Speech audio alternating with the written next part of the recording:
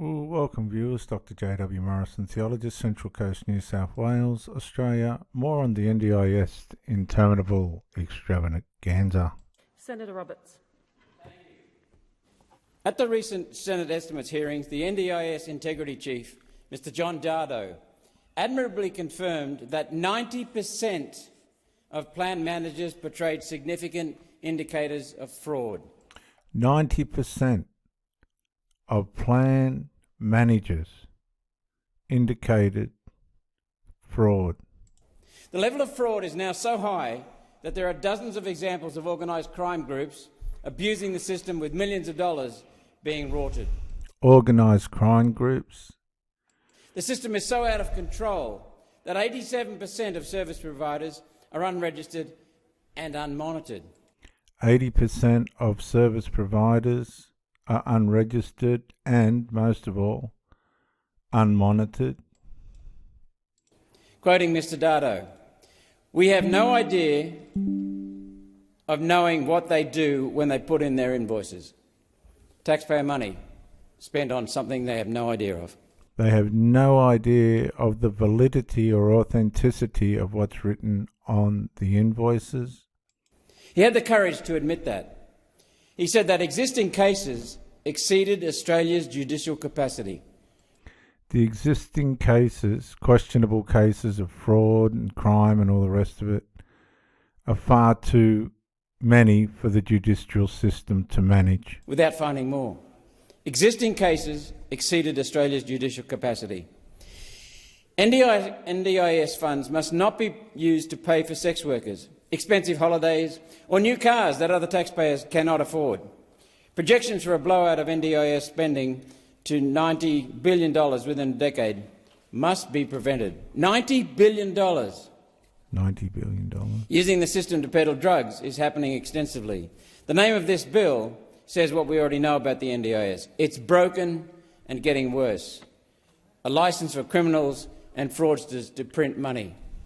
A licence for criminals and fraudsters to print money.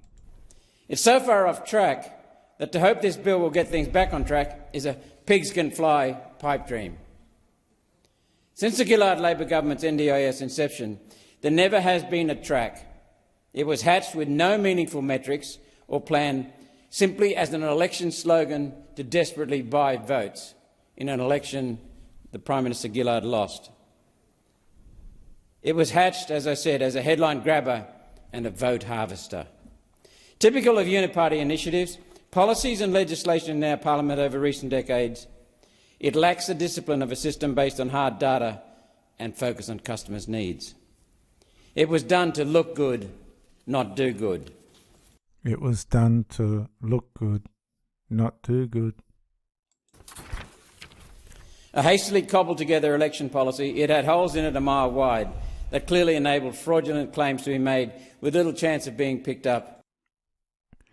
That clearly enabled fraudulent claims to be made with little chance of being picked up. And stopped.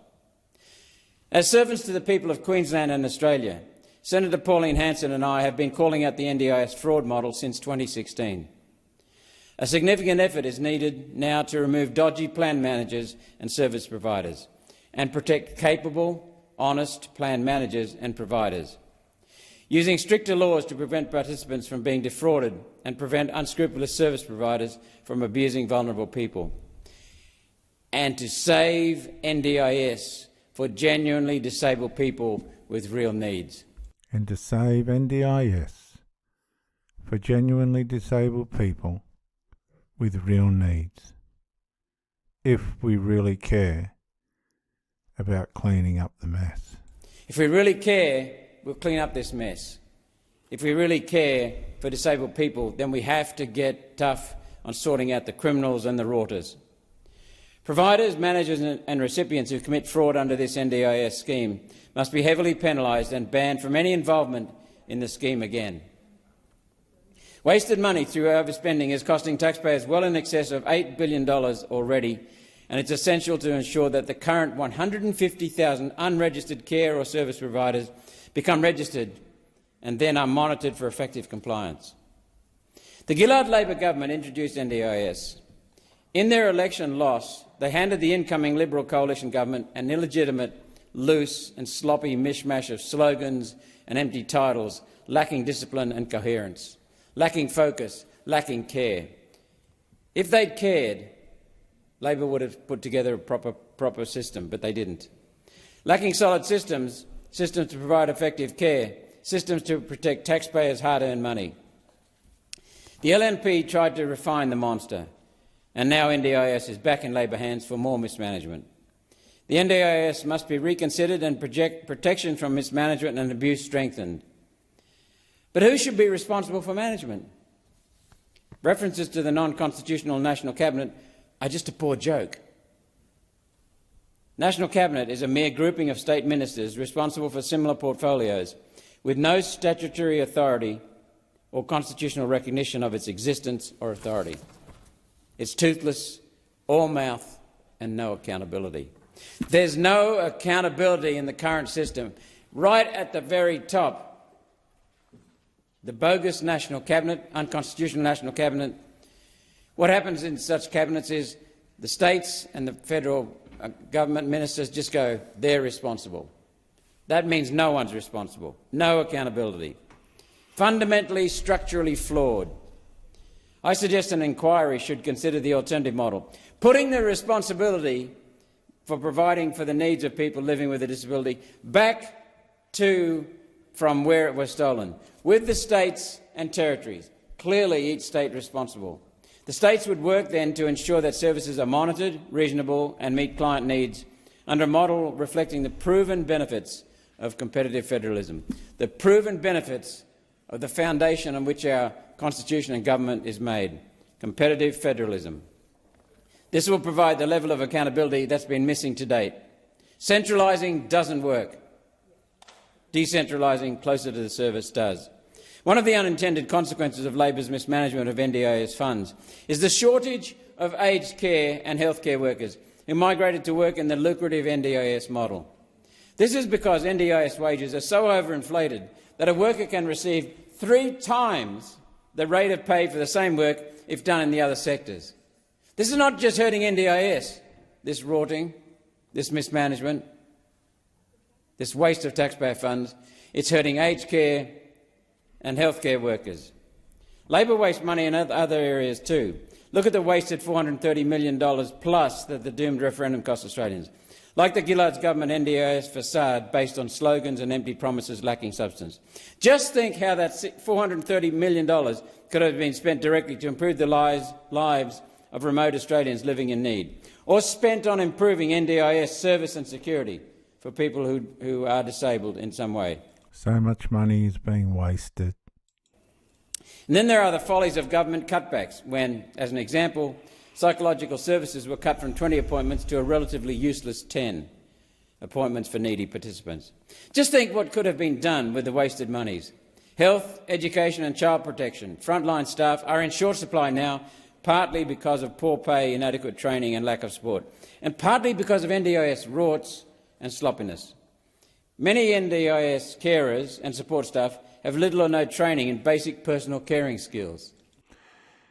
Many NDIS carers and support staff have little or no training in basic personal caring skills. Many recipients have physical health needs, and their carers should have sound skills in lifting, mobility, feeding, toileting and showering. Expecting NDIS carers to do these things with no or inadequate training is unfair and dangerous for the recipient and the carer. I have described above a support system in crisis. This bill tinkers around the edges. As it is, this bill will not make significant positive differences. And who pays for all this waste? Always, it's we, the people. The taxpayer, and it's costing $1 million an hour while the Liberals are trying to decide whether this bill should go through. Instead of tinkering around the edges of a broken system, do the work. I call on the government to do the work to define disabled people's needs for service and taxpayers' needs for protection. Instead of ubiquitous fraud under low levels of accountability, consider returning to the original system of state governance. One nation knows what history repeatedly proves.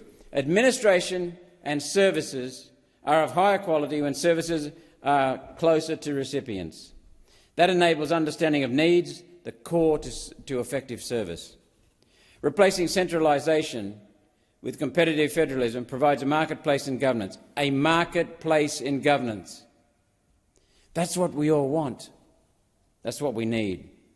Because improved governance provides accountability and effective service and better care.